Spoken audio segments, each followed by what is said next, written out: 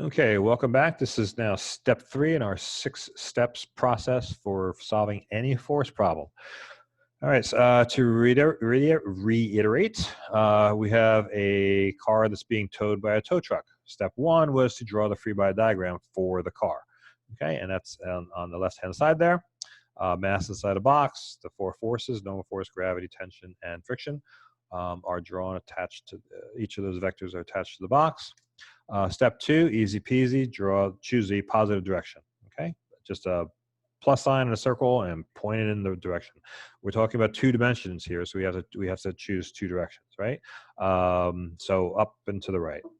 And again, the choice is yours. If that car happened to be on a hill, instead of having something like that, we'd orient one of the or we could orient one of the axes to be along and perpendicular to the direction of the hill. Okay, but here up and to the right.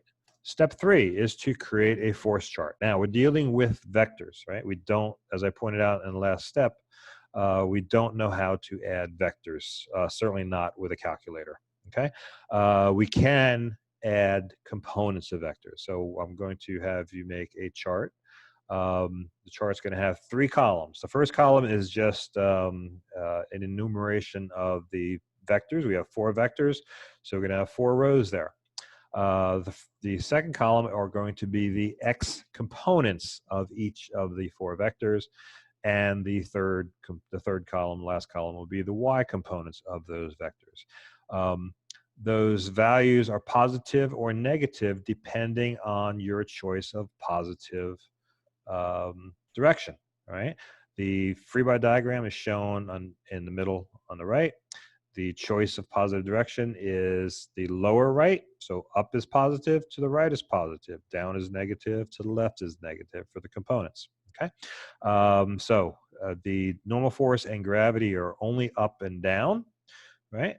So the x components there are 0. So the y component of the normal force is positive, so positive Fn. Since it's positive, I just left the positive sign away, the plus sign away. Gravity is down, so that's going to be negative, so minus m times g. And again, g is 10. If you want to put 10 or 9.8, if you want to put in 10m, you can at this point. Friction is to the left, so the x component would be negative, would be minus f, and the y component will be 0. The tension here is at an angle, right? The 3 other forces, normal force, gravity, and friction, are on a major axis. So for them, it's all or nothing, right? It's nothing if it's like normal force is up, so the x component is nothing. The y component is everything. We just have to decide whether it's positive or negative. The tension, of course, is at an angle, so we have to find the cosine or the sine of the angle to parse the amount of the vector in each of the 2 directions, x and y. So in this case, the x component is t cosine theta, and the y component is t sine theta, and it's in essentially the first quadrant there, so they are both positive.